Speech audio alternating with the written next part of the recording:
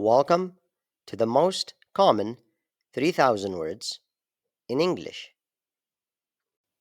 كلمة aid aid aid وتعني مساعدة أو معونة.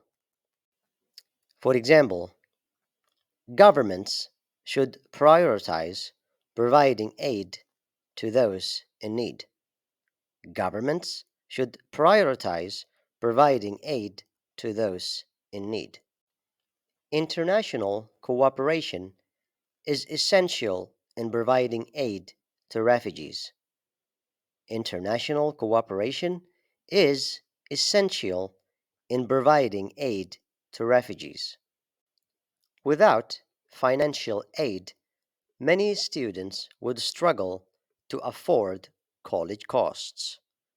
Without financial aid, many students would struggle to afford college costs.